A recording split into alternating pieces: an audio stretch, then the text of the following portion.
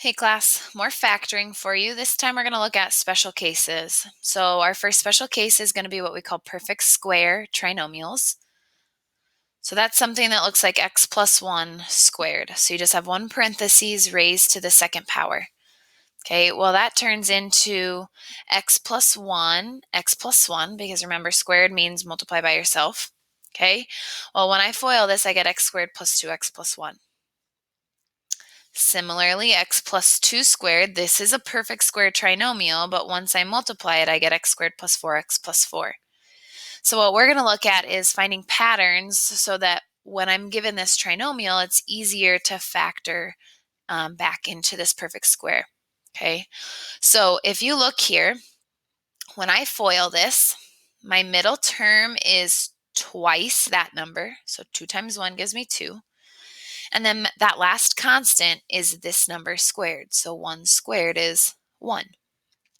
Similarly here, when we FOIL this, I have x squared. That'll always be my first term. But my middle term will be twice this number. Well, 2 times 2 is 4. And then our constant is this number squared. 2 squared is 4. So if we look at x plus 3 squared, we know our first term will be x squared. Our middle term will be 2 times this number, so 2 times 3 gives me 6. And our constant is this number squared, so 3 squared is 9. Okay, well now we're going to work backwards. So here we're given x squared plus 8x plus 16, and we want to work backwards. So what will this look like as a perfect square trinomial? So we need to factor it. Well, I could use my rules that I've learned in the past and split up my parentheses, but I get x plus 4, which I need to write as x plus 4 squared. Again, this makes sense because half of this number is 4, and 4 squared is also 16. So it makes sense to be x plus 4 squared. Okay, I'd like you guys to, just kidding, I did it for you, but we'll look at x squared minus 12x plus 36. This time we have a minus, so we have to keep that in mind. But I'm asking myself, what's half of 12? Well, that's 6. And then I have to ask myself, is 6 squared 36? And it is, so we know that this is a perfect square trinomial. So it's going to factor to be x minus 6 squared. Okay, here's an example, x minus 2 plus 4. So we ask ourselves, what's 2 divided by 2? Well, that's 1. What's 1 squared? 1. Well, our constant is not the right number, so this example is not a perfect square trinomial. Okay, here's one, looks a little different. So this one, we can take a 4 out from everything, so we have to do that first. Then we're left with 9x squared minus 12x plus 4. Okay, well, knowing that this is a perfect square trinomial, I know that my first term now will not just be an x, but it has to be a 3x because a 3 times a 3 is what gives me a 9.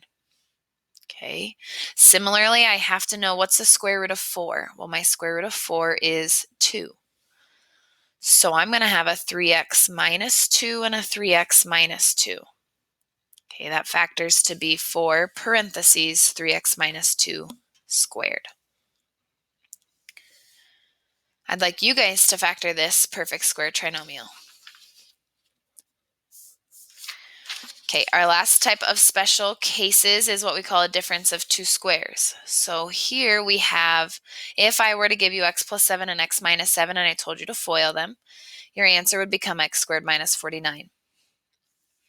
If I told you to FOIL x plus 3, x minus 3, you would get x squared minus 9. Okay, so hopefully you start to see a pattern. Our parentheses look almost identical except for that middle sign. Same thing down here. And when we go to FOIL it, we only have two terms. Okay, because if we FOILed, we'd have x squared minus 7x plus 7x. Well, minus 7 plus 7 cancel off, which leaves us with a minus 49. So because our signs are opposites, we only will have two terms in our answer. So knowing that, If we work backwards, when we have x squared minus 25, we're told to factor. Well, we know that our parentheses have to look almost identical except for that middle sign. So I have to say, what's the square root of x squared? And what's the square root of 25?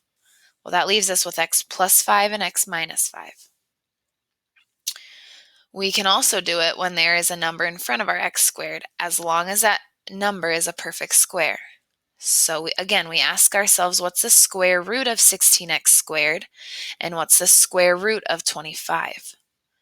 Well, square root of 16 is 4. Square root of x squared is x. Square root of 25 is 5. So I have a 4x plus 5 and a 4x minus 5.